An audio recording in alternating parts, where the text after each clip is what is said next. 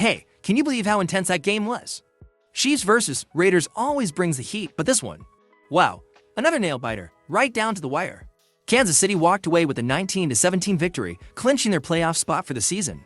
But if you thought this game would be a walk in the park, think again. Hello. Fire away. How'd that feel first off, getting back out there? It felt awesome just having that moment to get that contact again.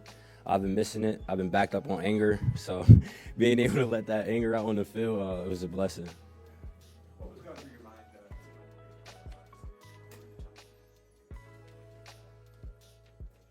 Yes, what was going through my mind was, I don't know what I'm gonna do when I get out this tunnel. I haven't done it in a while. I'm like, I don't know what I'm gonna do. I'm a dog. Let me see. Let me get down all fours. Let me crawl. So that was going through my mindset during the moment.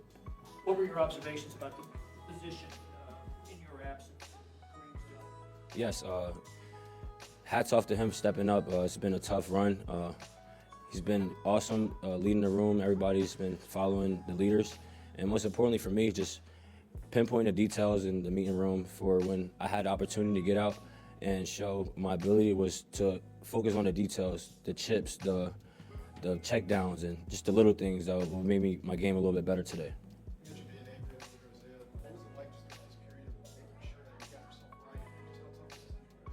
Yes, with the great training staff we have, they did a phenomenal job not rushing me, not throwing things at me. We build it up every day. We came back with something, I was able to come back with something that's happened in practice. Either I was sore or, just being able to work through the moment of being hurt and just not satisfied. I know that the team, coaches, everybody had my back, and it shows here when you got guys flying around and excited to play football. What did you need to feel comfortable with that ankle making cuts and stuff like that? I needed to go out at practice and not think about it, just hit it. Make the hardest exaggeration cut as I can so I could feel it, so I could go back to the training room and the staff and I felt it today, this is where I felt it. So I could have something to go in and say, more so not going as hard, and I can't go in after practice and be like, this happened, I felt good. So I wanted to make sure I was going hard as I can so the little things weren't effective. What was your vantage point of that last play where it's got fumbled? You were just helpless out there on the bench watching. What did you see? Did you understand exactly what happened? Yes, definitely.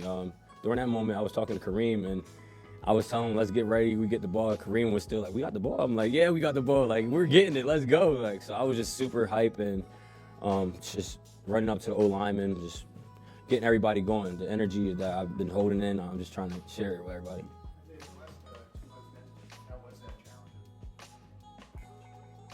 Yes, it was challenging. You got days you come in and you don't want to work. You got, you could go as hard as you can. You could get distractions. You got guys that's healthy running around, in and out the facility. But you as a player, you got to focus on what you got to come there to do. And for me, that was to get better day in, day out, and eliminate distractions. I know I wanted to go out to the hot tub, the cold tub, just do those extra things. But during the moment, I had to focus in on what I had in plan, and then on my own time, do the extra stuff. Was there a moment in the game where you felt like, oh, I'm back? Yes. That was that second carry, I believe, and I gave a little contact against number 41. Still remember the number, it's crazy. How about the 34-yard run? I mean, what was the kind of mindset for going through that? Yeah, it kind of reminded me of a run I did out there before. So just having that mindset of being patient, slow to fast through will allow me to just open up the game more. And I wasn't trying to get a home run or touchdown. I just wanted to get a first down and keep the yardage moving. You mentioned giving the energy to your teammates. Did you feel them absorbing it? Did you feel a little juice? Absolutely, I felt it. When I got back to the huddle, them boys hit me in my head, smacked me like, let's go. Like, you poof. Like, I'm like, damn, I'm just getting warmed up.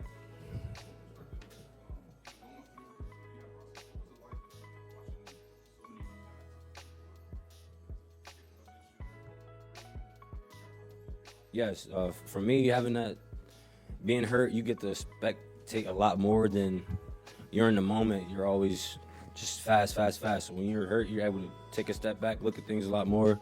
For me, you got guys stepping up, and being accountable and picking up one another. You got guys taking notes in the meetings. So when their opportunity is up, they make the best of it.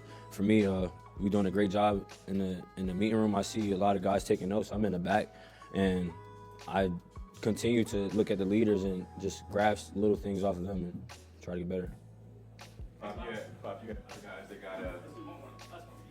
you had other guys that got injured as well. Xavier Worthy, Rice. How have you guys been, working with each other? Just coming in there with the mindset of unsatisfied. We know what we want. We know what we got to go get, and just coming in and just handling it day by day and listening to the formula.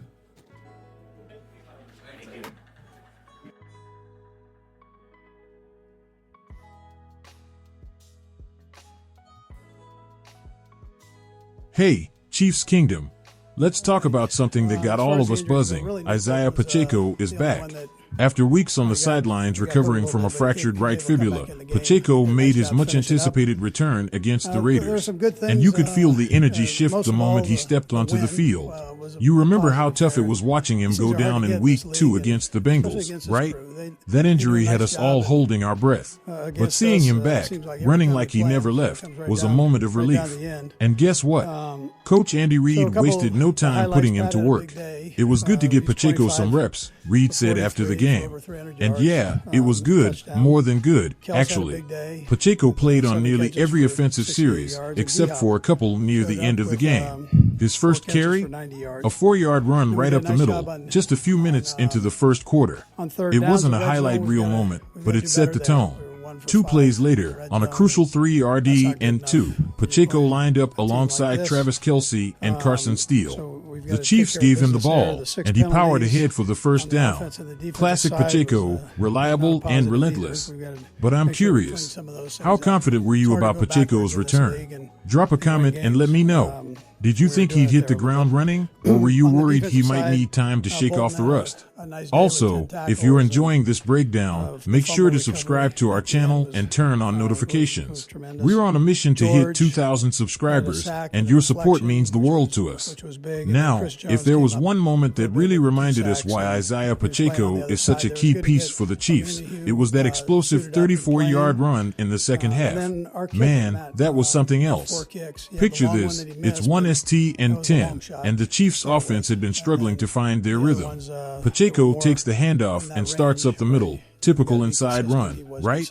But then, boom, he bounces to the outside, hits the gas, and leaves defenders scrambling to catch him. It was the kind of play that makes you jump off the couch and yell, "Let's go."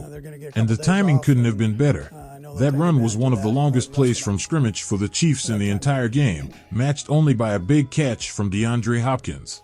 Even though Pacheco didn't break it all the way for a touchdown, his focus was clear. "I wasn't trying to get a home run or touchdown," Pacheco said post-game.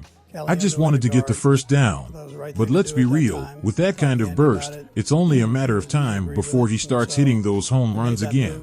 This is exactly the kind of spark the Chiefs need as we head into the final stretch of the season. What do you think? Are we going to see more big plays like that from Pacheco in the coming weeks? Hit up the comments and let's get a vote going. Will Pacheco break 100 rushing yards in the next game? Yes or no?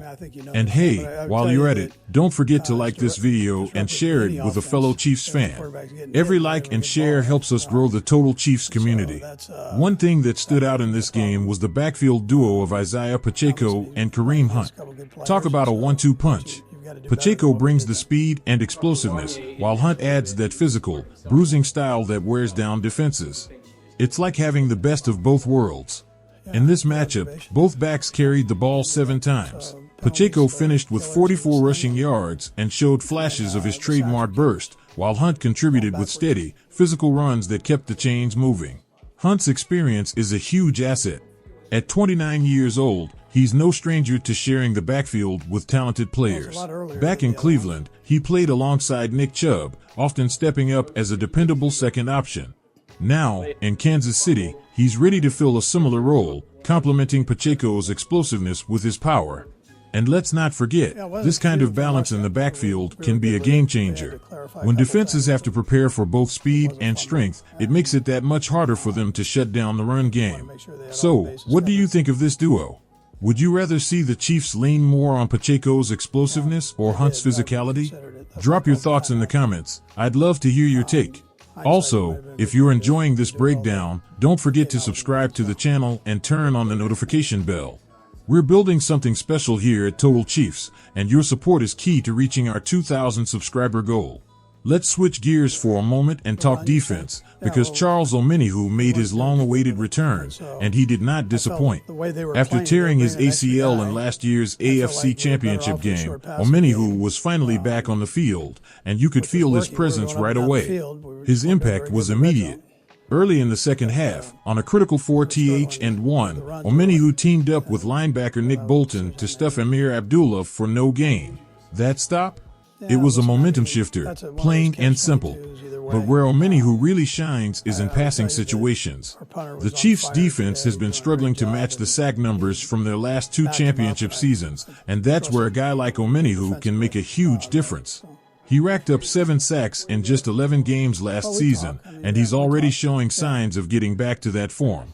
In fact, the Chiefs managed 3 sacks against the Raiders, with 2 of them coming from Chris Jones. And you can bet Omenihu's presence on the line played a role in freeing up Jones to make those plays. Here's a question for you.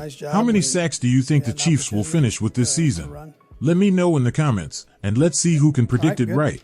And if you're a fan of seeing the defense step up like this, make sure to hit that like button and share this video with a friend. Let's keep growing the Total Chiefs community together. Now, we can't talk about the game without addressing the elephant in the room. Patrick Mahomes took way too many hits. 5 sacks. Yeah, 5. And if you're like me, watching our MVP quarterback hit the turf that many times is a little nerve-wracking. Coach Andy Reid didn't sugarcoat it either. Pat took a few hits there, he admitted after the game. We were struggling at times, and it showed. The offensive line just couldn't hold up against the Raiders' pass rush, and it led to some uncomfortable moments for Mahomes and for all of us watching. One of the big changes came mid-game when left tackle Wanya Morris was benched. It's a tough situation, but protecting Mahomes has to be the top priority. Without solid protection, it's hard for the offense to find any rhythm, and we've seen that impact the team's performance in these past couple of games. But hey, it's not all doom and gloom. We've seen this offensive line bounce back before, and with a little adjustment, they can get back on track. The question is, how soon can they make those adjustments? So, here's a thought. Do you think the Chiefs should make more changes to the offensive line, or is it just a matter of time before things click? Let me know your take in the comments. And if you're finding this breakdown helpful, don't forget to subscribe and join the Total Chiefs community. We're on the road to 2,000 subscribers, and your support makes a huge difference. Another close call. The Chiefs squeaked out a 19-17 win over the Raiders, but let's be honest, it wasn't exactly the dominant performance we were hoping for. That's 2 weeks in a row where the game came down to the final possession against teams with losing records. Now, don't get me wrong, a win is a win. But if the Chiefs want to make a serious run in the playoffs, some things need to change. The offensive line has to tighten up, and the offense as a whole needs to find more consistency. We all know Mahomes can pull off magic, but he can't do it alone. On the bright side, the return of Isiah Pacheco and Charles Omenihu brings hope. Pacheco showed flashes of the explosiveness we've come to love, and Omenihu added much-needed depth to the pass rush. If they continue to build on this performance, the Chiefs could be in a much better place heading into the next few games. So, what's your outlook for the rest of the season?